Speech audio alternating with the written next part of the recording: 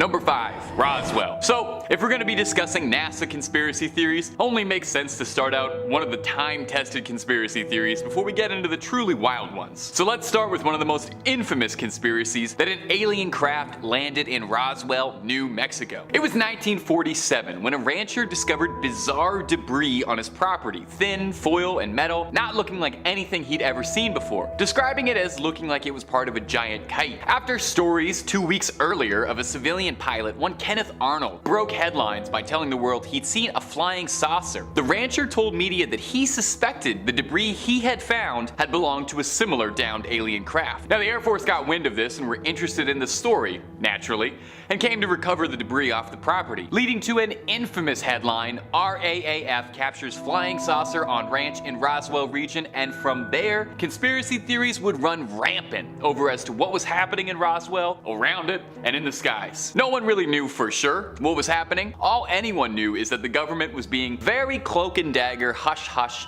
about whatever it was that had crashed onto that farmer's property. Was it from a spacefaring race? Had the government really captured a downed alien craft? Were they using it to reverse engineer new technology? These were the wild questions everybody was asking amidst the story of the UFO crash landing. On top of that were whispers and stories of footage of an alien autopsy conducted at a secret research base, claims that there were leaked blueprints for US developed UFO technology. Those were some of the more colorful theories. Now the official story is that the debris recovered was from a weather balloon being used to record sound waves caused by Soviet nuclear testing, but for years the story was out and UFO and flying saucer fever was at an all-time high. This one event probably did more single-handedly to fuel conspiracy theory and government distrust on the subject of aliens more than anything else in history, and to this day is probably still one of the most famous cases of UFO sightings. Now whether or not you believe the official story is one thing, but we may never know the full story. And my friends, if you're looking for more stories of aliens,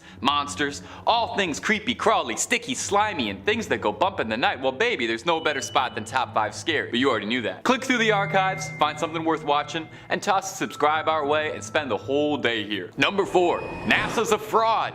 Okay, let's get into it. Among conspiracy theorists, there's a not totally unpopular theory that all NASA does, the National Aeronautics and Space Administration, is a totally bogus shell company that exists solely to burn up taxpayer money, working tirelessly to create a smokescreen propaganda show for the American public. And all of these rocket launches have all just been expensive charades, and all the imagery retrieved from the stars are just complicated CGI renderings, and all the astronauts are very well trained actors. And if you're detecting more than a bit of cynical sarcasm in my voice, it's because, wow, this one's a little out there even for me. I'm an avid enjoyer of a good conspiracy theory, but yeah, this one doesn't hold too much water. It's mostly popular on Twitter, and if you check out the hashtag NASA hoax after this video, you can scroll through some good stuff. The main arguments for this theory are similar to claims that the moon landing was faked, and put a pin in that because we will get into that later in the video in more detail. Believers of this theory claim that NASA uses wild special effects for photos from space, or their photos from inside rockets, and all their launches are fake, and I'll be honest, this one just seems like a lot of work for I'm not sure what kind of payoff. It actually seems like it would just be easier to build rockets and fly them into space than do all this stuff. I don't personally believe the moon landing was fake, but I can understand where that theory is coming from, theoretically why the organization would do it. It's important to the space race. But the whole agency being a fraud, well, I don't know. For one thing, they've really committed to this bit for the last 50 years, if that's true. Another is that NASA does a lot more than just launching rockets, and the innovations they've made for their astronauts benefit humanity as a whole. For example, the satellites they put into Earth's orbit, without that you wouldn't have your phone, you wouldn't have GPS software, even just little things like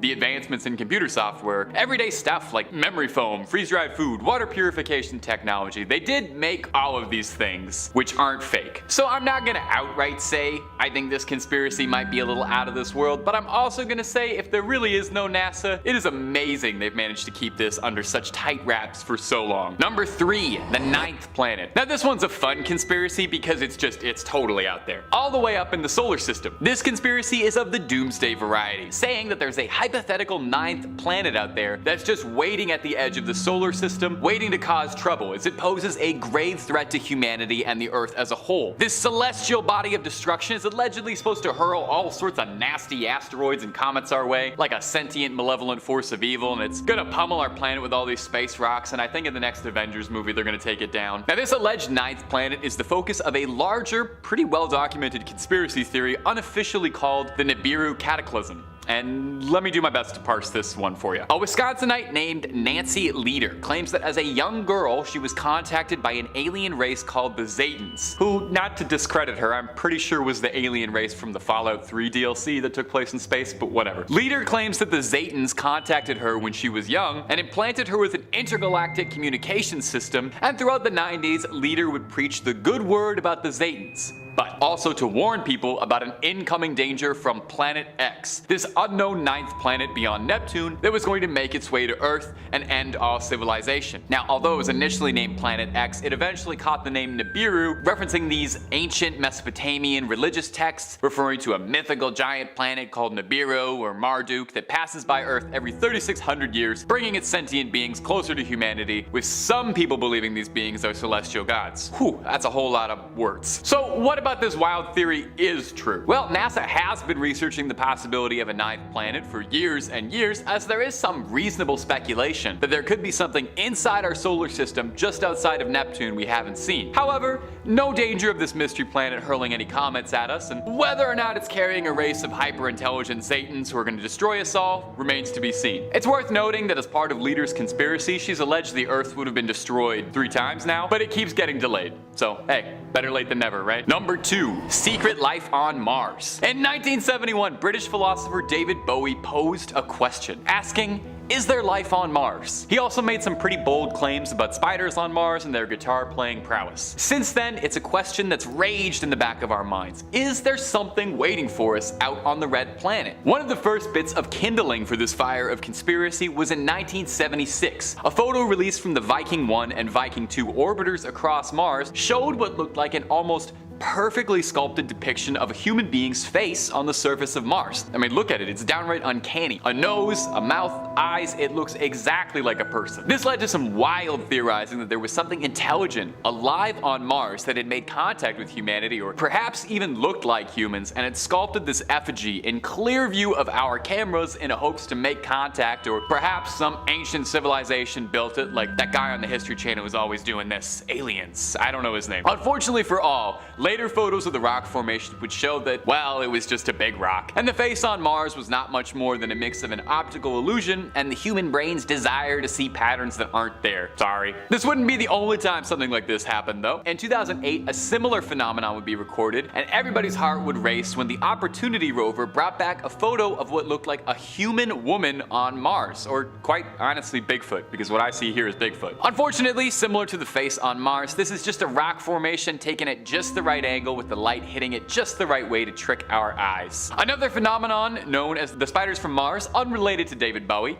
is present on Mars, where giant black patterns appear on the surface looking like humongous spiders or webs, leading some to believe this could be the proof of Martians. But these were eventually discovered to just be remnants of gas that had cracked through ice on Mars's surface. So until the CEO of Twitter can get that rocket working and get somebody up there, seems like we've still got a way to go before we find that life on Mars. Sorry, Bowie. Number 1, the moon landing. Right, well, I'm sorry to make you wait so long for it, but I gotta keep you to the end of the video somehow. I wanted to save the best for last and cap it off with the most famous NASA conspiracy, and maybe one of the most famous conspiracy theories of all time. The moon landing didn't happen. Total fake, right? That's it. That's the video. Never happened. Oh, okay. You want me to talk about it? I can do that. Yeah, no worries. Let's dissect it a little bit then. So, the biggest arguments for the moon landing being totally fake is that there's no stars in the sky in the photos, the US flag is flowing as if it's blowing valiantly in the wind, and there are footprints but no marks from the lunar modules. Now, all of this is presented as being totally irrefutable, but in actuality, there's answers for all of these.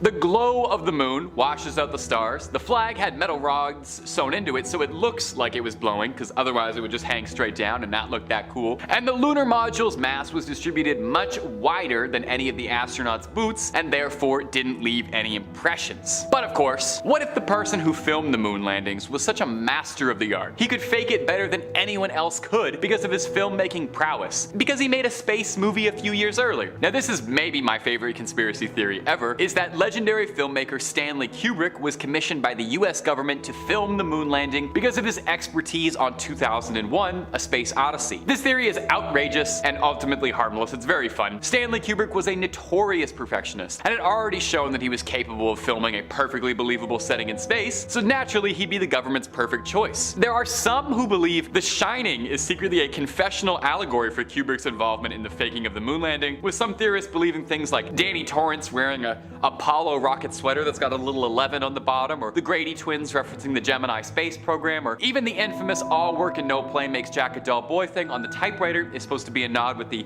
ALL spelling out A11. It's very crazy, like red tape stuff. And if you're really interested, this theory is documented on the internet, and regardless of the truth, wildly entertaining. Personally, I think Kubrick did film the moon landing, but because he was such a notorious perfectionist, he insisted they film on location and made NASA develop a space program to fly to the moon to carry out his vision. Number 5. Aliens on the Sun? In December 1995, the joint NASA-ESA Solar and Heliospheric Observatory Mission, or SOHO for short, was launched in an effort to study the Sun so that we could learn more about it.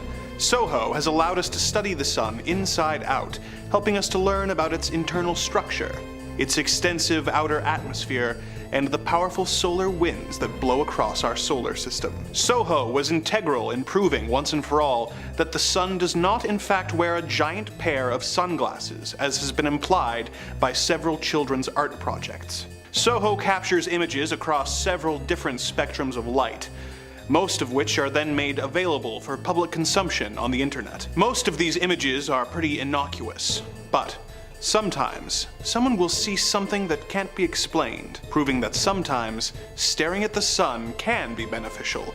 A UFO enthusiast was looking at the photos of the Sun and noticed a black square of the photo cut out. At first, he thought it was a technical issue, until he looked into it more.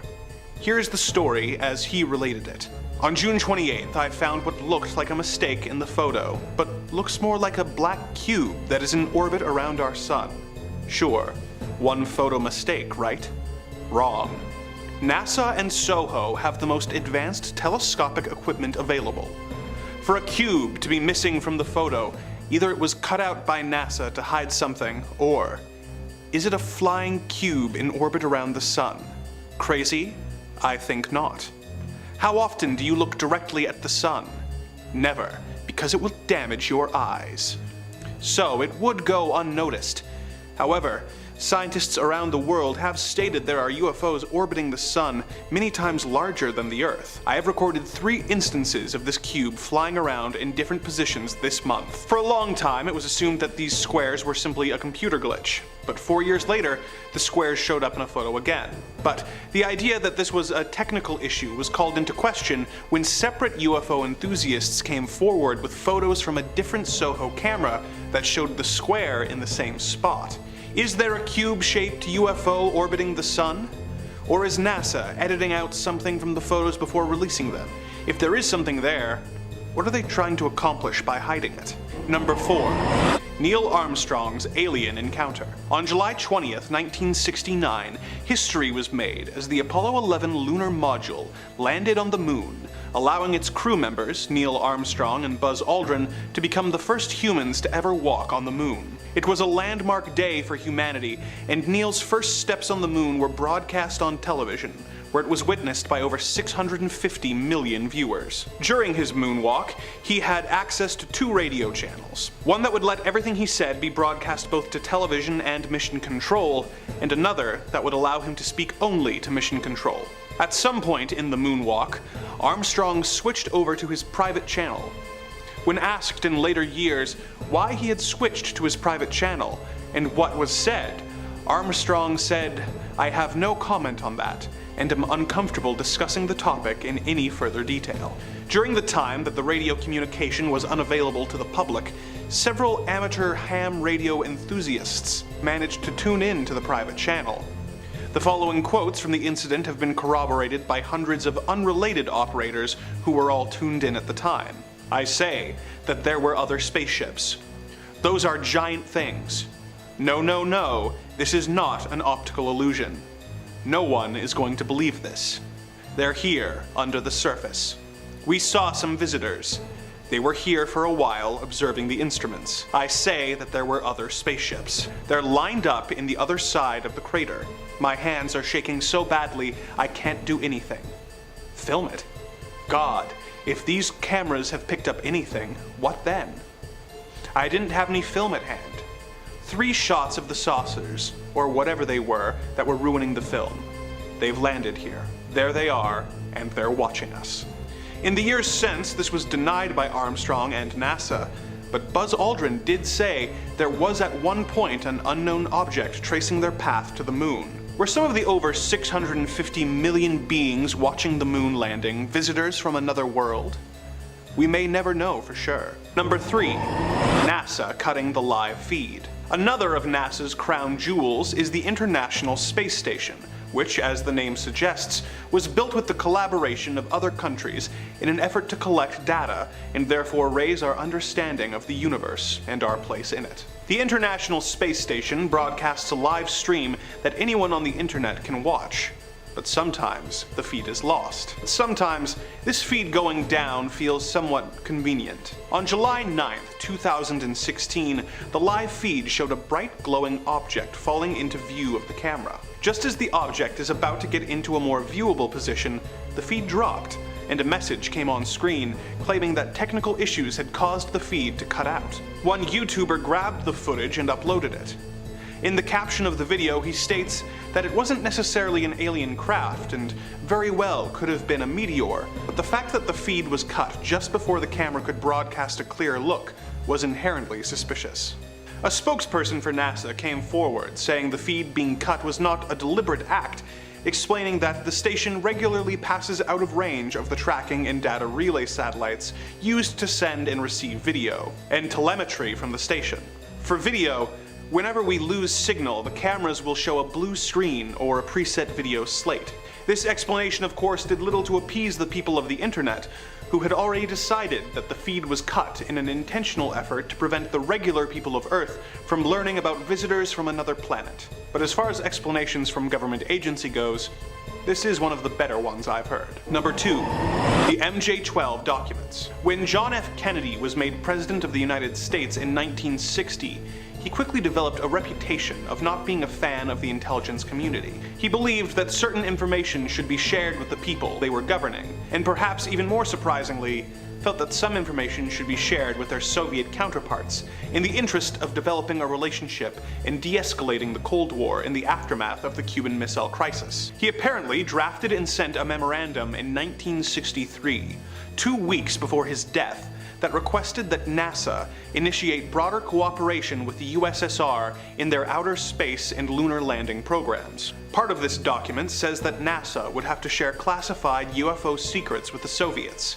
It has been claimed that the idea of sharing this information with an enemy state was the last straw for the intelligence community, all of whom apparently formed together to pool information and plans in a group called the Majestic 12, which was supposedly formed by President Truman in 1947 to deal with UFO activity. In documents that had apparently been saved from a fire known as the MJ-12 documents, it is stated that Kennedy has been making inquiries about the Majestic 12's activities that cannot be allowed. The document goes on to talk about how the issue should be handled, saying that when conditions become non-conducive for growth in our environment, and Washington cannot be influenced any further, the weather is lacking any precipitation, and it should be wet. Well, for a layman, this is more confusing than anything. It may be clear when you consider that wet work is a euphemism for assassination. It should of course be noted that official government agencies claim that these documents are forgeries, but it's not like an intelligence agency partially responsible for the death of a president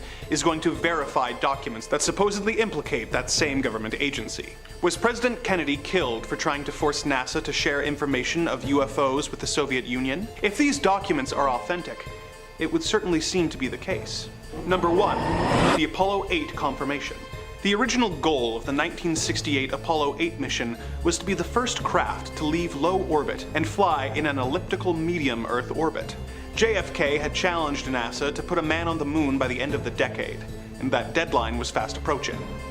So, In order to make the most of their opportunities, NASA made a bold call and decided that rather than settling for medium Earth orbit, they would instead quite literally shoot for the moon, which they would then orbit before returning home. Apollo 8 launched on December 21st, 1968, and reached the moon on Christmas Eve. Millions watched as astronauts Frank Borman, Jim Lovell, and Bill Anders made their orbit of the moon. Despite NASA having a reputation for planning everything down to the minutiae, the plans for this broadcast were surprisingly loose. As Borman recalled, "We were told that on Christmas Eve we would have the largest audience that had ever listened to a human voice, and the only instructions that we got from NASA was to do something appropriate." The astronauts chose to take turns reading from the book of Genesis while their craft made 10 orbits around the moon. As Lovell later said, "The first 10 verses of Genesis is the foundation of many of the world's religions, not just the Christian religion. There are more people in other religions than the Christian religion around the world, and so this would be appropriate to that, and that's how it came to pass." With the more sentimental aspects of the broadcast complete and their mission a success, it was time for the astronauts to come home. Mission Control waited anxiously as Christmas Eve turned into Christmas Day to find out if the engine burn for the craft to leave their lunar orbit had worked. Word soon came from Jim Lovell confirming not only that the ship was on its way home, but something else as well. Lovell's radio communication stated, "Roger, please be informed there is a Santa Claus." In all the hubbub concerning the first lunar orbit, this news seemed almost like an afterthought. But the fact that a NASA astronaut confirmed that not only is Santa real, but that he lives on the moon is astounding. NASA never followed up on this information publicly, but what else have they learned since then? Are the legendary elves really moon people? Is the workshop located on the dark side of the moon? This is yet another example of NASA giving us bites of information that raise more questions than they answer. Number 5. Music on the moon. In May of 1969, man had not yet set foot on the moon, and the United States and the Soviet Union were still locked in an expensive race to see who could get there first. Before the Apollo 11 mission could take Neil Armstrong to the moon's surface, where he could utter the famous words, "One small step for man, one giant leap for mankind," there was one more mission to complete. The crew of the Apollo 10's mission was to fly in orbit around the moon and launch its lunar module, which would go 15.6 kilometers above the moon's surface before returning to the main ship and returning to Earth. The mission was considered a dress rehearsal for the moon landing that would occur 2 months later in July of 1969. A last chance to iron out any kinks so that there would be no surprises on the big day. But the crew was in for a surprise no one saw coming. Music from another world. While the ship was making its orbit, it made its way over to the dark side of the moon. For an hour, the astronauts would be out of contact with Mission Control and would have to fend for themselves. Once out of contact with Earth, they began to hear strange whistling sounds coming in on their radio that they could not explain. The noise and their reactions to it were recorded, and once they were back in contact with Mission Control, they filled their superiors in on the situation. Many theories were offered as to the origin of these sounds, such as magnetic fields or atmospheric interference. But these theories were debunked, as not only does the moon not have a magnetic field, its atmosphere is too thin to carry sound. This bizarre occurrence didn't interfere with the mission, and it was considered a success, which led to the Apollo 11 mission achieving the impossible and putting men on the moon. But the tale of this cosmic whistling was classified, and no one on Earth knew about the mysterious space music until decades later, when NASA's archives were declassified and made available for public access. What was this strange music? Was it simply malfunctioning equipment? Or was it a symphonic congratulations from the other species of the universe, welcoming humanity to the stars? We may never know. Number 4. The Black Knight. This next story takes us through time, from the late 1800s all the way to the late 1990s, giving more than a century of lore to this supposed satellite from an alien world. In 1899, the famous inventor and physicist Nikola Tesla was conducting experiments with radio. During one of his tests, he claimed to hear a strange transmission that he believed was coming not from Earth, but from outer space. If this is true, it means that not only is Tesla the namesake for a line of self-immolating electric cars, he is also responsible for making first contact with alien life through an orbiting alien probe that had remained undetected by humanity for thousands of years. A similar story came to light in the late 1920s, when the radio engineer Jörgen Hulse also claimed to have picked up a strange transmission that had echoed back to him after a delay. These long-delayed echoes, as they were later named, still do not have an official explanation, but many theorize that they originate from the same supposed satellite as the ones detected by Tesla years before. Similar stories began to crop up from multiple sources, including a science fiction author by the name of Duncan Lunin, who claimed to have decoded messages from the Black Knight satellite, which had revealed the existence of an alien race in the Epsilon Boötis, a binary star system in the Boötis constellation. In 1954, a UFO researcher claimed that the United States Air Force had reported that they had evidence of 2 satellites orbiting the Earth, an unusual claim since no country had yet come up with the technology necessary to launch a satellite. In 1963, an astronaut named Gordon Cooper reportedly called in a UFO sighting while making his 15th orbit during the Mercury Atlas 9 space mission. However, this incident is notably missing from the official NASA mission log. The seemingly biggest boon of evidence came to light in 1998 during the STS-88 mission to the still under construction International Space Station, where the first US module was delivered to the ISS, making it an important mission in the history of space exploration. During the construction, one of the astronauts saw something unusual floating above the Earth and managed to snap a picture of it. This photo was latched onto by believers in the Black Knight satellite as proof of its existence. But as they often do, NASA decided to be no fun at all and crap in everyone's oatmeal. NASA claimed that the photo most likely showed simple debris. Space journalist James Oberg, a man with possibly the coolest sounding job title ever, theorized that it was a thermal blanket that had been confirmed lost by the mission that had made its way into the atmosphere and gotten tangled up into a strange shape before eventually burning up. Is there a satellite of alien origin orbiting the Earth that NASA doesn't want us to know about? Or are all these stories merely a combination of technical issues and enthusiastic theorists? Perhaps this is something to debate in the comments below. Number 3. The Brookings Report. In the year 1960, NASA's Committee on Long-Range Studies partnered with the Brookings Institute to create a report for the House Committee on Science and Astronautics titled Proposed Studies on the Implications of Peaceful Space Activities for Human Affairs. Not surprisingly, when talked about in general conversations between UFO and alien believers, it is referred to instead as the Brookings Report. This section theorizes about how the public would react to the discovery of alien life, and how it would affect society, and how the decision would have to be made on whether or not such a discovery would be made public. Some choice passages are as follows.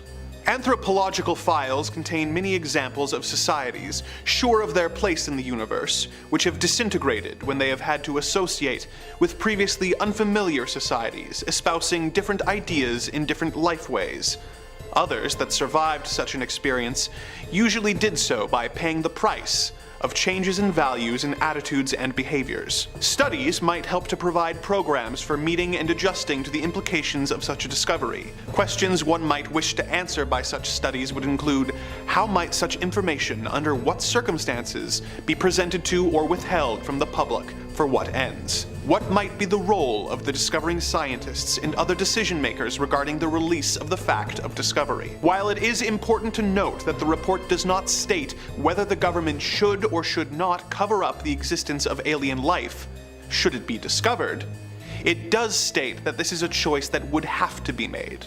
This report was developed relatively early in the history of space exploration and was presented to policymakers. So we do know that people in charge of government policy were presented with a document that floated the idea of hiding the discovery of alien life from the people of Earth. I don't think the writers of the report were trying to hide anything, but the fact that a report featuring a section on what courses of action should be taken if hypothetically alien life were discovered makes me wonder if this was actually just a way to get the answers they needed without revealing the true implications of the report to the writers. Number 2.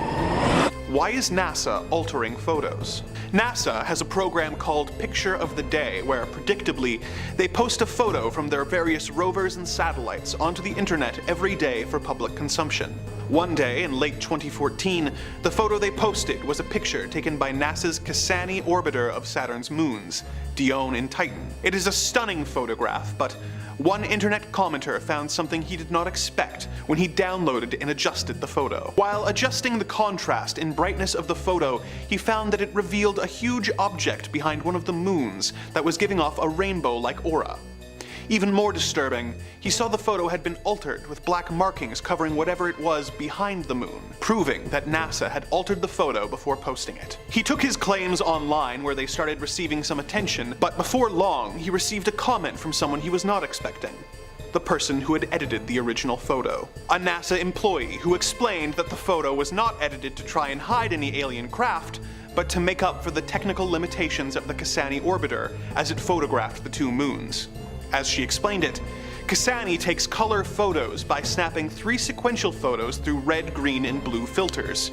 In the time that separated the 3 frames, Dione moved, so if I did a simple color composite, I would be able to make Titan look right, but not Dione, or Dione look right, but not Titan. So, I aligned Dione, cut it out, then aligned Titan, and then had to account for the missing bits of shadow where the bits of Dione had been in the 2 of the 3 channels. While this does seem to be a plausible explanation as to why the photo was edited, the original poster remained skeptical. He believed it was possible that NASA had ordered the photo altered before posting it, and then released the explanation once they were caught. Of course, one could argue that if NASA had taken a photo that featured a UFO, and they didn't want the public to know about it, they could have just not posted the photo at all, rather than trying to Photoshop it out and hoping that no one noticed. Number 1.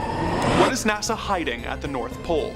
In 2016, a researcher came forward claiming to have proof that NASA was trying to cover up something at the North Pole. He provided older satellite images that seemed to show some kind of crater or hole at the top of the Earth. He believed that this was evidence that supported the hollow Earth theory. The hollow Earth theory claims that underneath the surface of the Earth is more land, as well as a central sun located in the center of the Earth. The claimant says that these photos of a hole at the top of the Earth, first seen in satellite photos from 1968, may not be definitive proof that the Earth is hollow, but the hole's omission from subsequent satellite photos does prove that there is some kind of entrance at the pole that NASA is trying to hide. Many explorers have tried to reach this area hoping to prove the theory's validity, but many of them did not survive the journey, and those who did came back with stories that simply cannot be taken seriously. One group claimed that the hole was real, and that once they managed to lower themselves into it, inhabited by a small race of creatures. The explorers kept their distance but reported seeing some kind of factory in the distance that seemed to be running all throughout the day and night. Stranger still were the emissions being generated by the factory, as whatever was fueling it was giving off a smell not dissimilar to ginger. Not wanting to push their luck, the explorers took photos and came back the way they came, but when they checked their cameras, they found that some kind of magnetic interference from the pole had wiped their cameras' memory cards. They came forward with these claims, and NASA firmly denied that their claims had any validity, saying that the explorers were simply mad or looking for attention. However, another government agency, NORAD, has been more forthcoming about what is happening at the North Pole, and released a report stating that it is a consistent site of UFO activity. Every year around the winter solstice, they've reported a small flying craft exiting the North Pole and traveling around the world at super speeds, seeming to visit every country on Earth in just one night, before returning to the pole and not being seen again until the next year. What is this strange craft? Is it traveling around the Earth in order to spy on its people? Is it friend or foe? What is the purpose of the bright red light shining at the head of the craft? Is it connected to the explorers' stories? And if so, why has NASA not come forward to us with information? Number 5. Yang Liwei. In space, no one can hear you scream.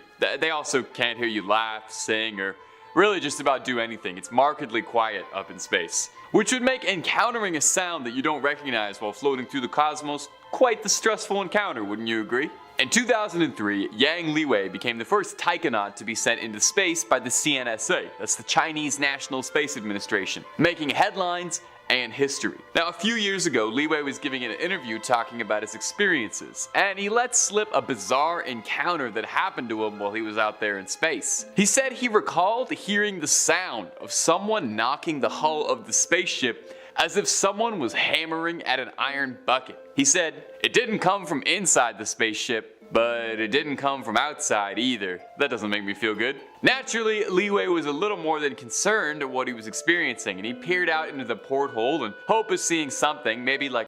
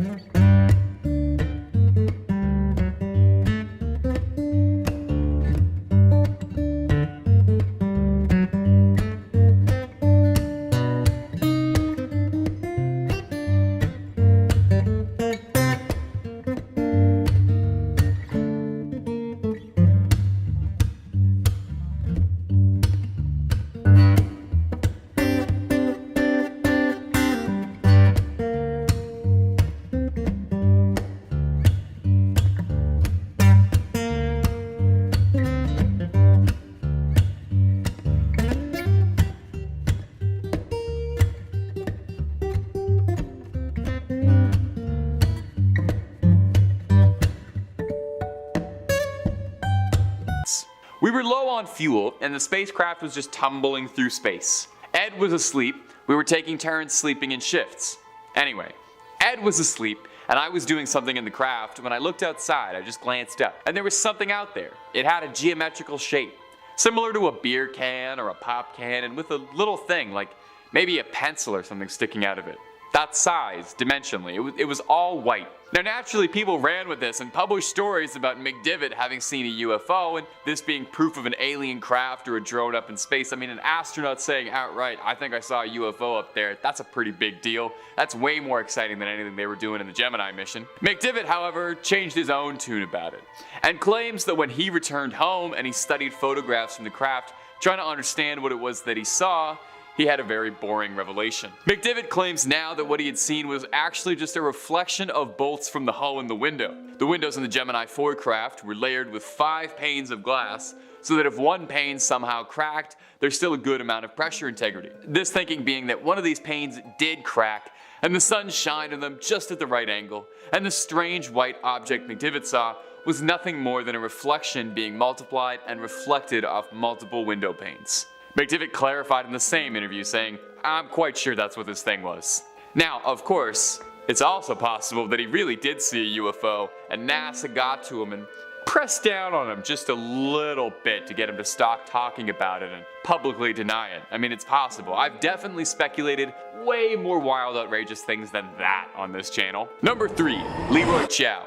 Leroy Chiao is an American astronaut and one of considerable renown. Chiao's flown 3 missions, and he served as the commander on Expedition X, a 6.5-month-long voyage living on the International Space Station. Expedition X. That does kind of sound more like a raging house party than a NASA mission, but to each their own. In 2005, Chiao and another astronaut were outside installing navigation antennas on board the ISS, some 230 miles above the Earth, floating at 17,000 miles per hour, and Chiao saw something bizarre in the sky that he couldn't understand.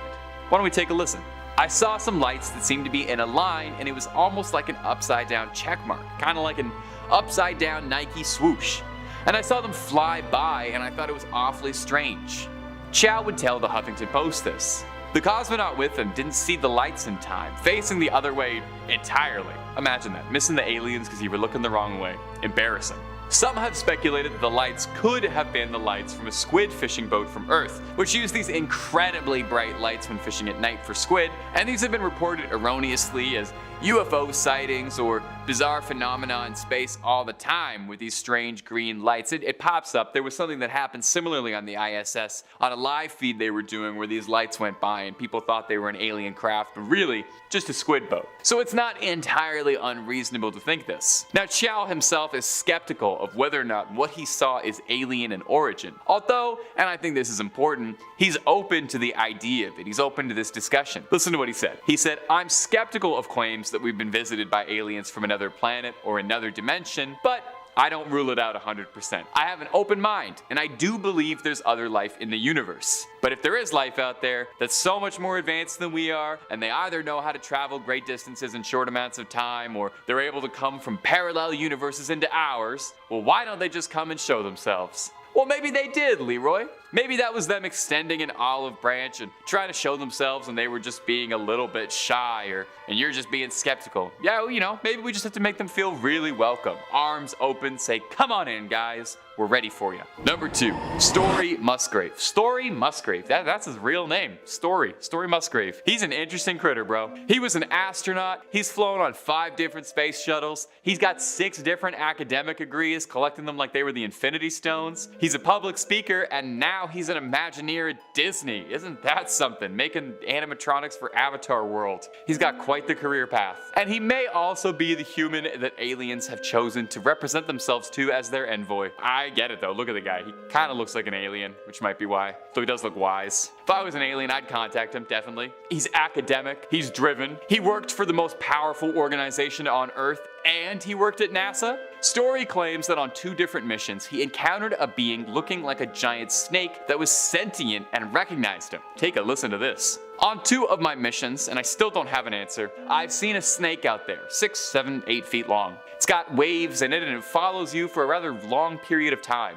You know, the more you fly in space, the more you see an incredible amount of things out there, and that sort of brings to you really a certain je ne sais quoi that other living creatures are out there. Some incredibly primitive, some just proteins coming together, and some just single-cell organisms." Well, single-cell organisms aside, what was that cell organism? Was it a floating hose that had come off the ship? Musgrave claiming that he'd seen the entity twice certainly raises an eyebrow, unless these ships are prone to breaking in the exact same hose. Well, he never said outright if he thought it was an alien or not. He did offer that he does believe there's intelligent life out there just waiting. Take a listen. "Living creatures far more developed as civilizations. That's why I make an effort to communicate. And I might be considered eccentric because I do, but I know the probabilities are close to 0. But I do tell them to come down and get at me. And get at him you should, aliens. Story Musgrave is out there waiting for you. He's got stories to tell you and you can tell him some stories." Number 1, Gordon Cooper. Major Gordon Cooper is a flying ace in his own right before conquering the stars. He was the first man in space to ever spend a full 24 hours by himself, which was probably just so lovely. Imagine all that me time. And he was the last American to ever spend a solo orbit around the planet. A real go-getter, real loner cowboy type. He was also reached out by aliens more than once in his life. Seems like aliens really pick and choose their favorites. When he was still a flying ace in 1951, he says over a test flight in West Germany, he encountered 3 flying metallic saucers following his plane. Now, he reported this bizarre incident to his superiors, but as far as we know, it was never followed up or investigated further. This was only a few years after Roswell and Kenneth Arnold, the civilian pilot, would both make headlines as stories of flying saucers, so maybe the government was just tired of hearing about flying saucers for a bit and was like, "Yes, Cooper, yes, you totally saw some flying saucers." This wouldn't be the last close encounter of the third kind for Major Cooper, however. In 1963, on the Project 9 Mercury mission, Gordon was orbiting the Earth and returning home when he noticed a glowing green orb following behind him, which he described as looking ethereal.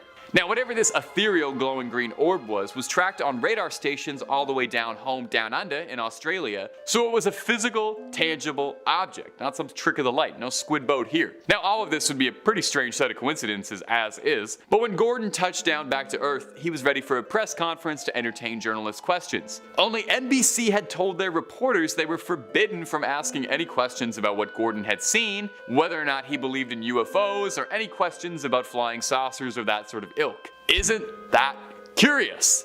Was NASA covering something up? Could that green orb have been some hyper-advanced space-age technology? An envoy from a more advanced civilization? How many things can I speculate are aliens? All of them. Cooper has said before in the USA, every day our radar instruments capture objects of form and composition unknown to us. And there are thousands of witness reports and a quantity of documents to prove this, but no one wants to make them public. Why? Because authorities are afraid that people may think up God knows what kind of horrible invaders. We have to avoid panic. Now maybe I'm reading too much into this little quote here from Major Gordon Cooper, but it sounds like he knows something about NASA higher-ups that they press down on stories involving things from beyond because they think we can't handle it, or that we need to avoid panic, or because they're worried that people like me are going to say that they're aliens.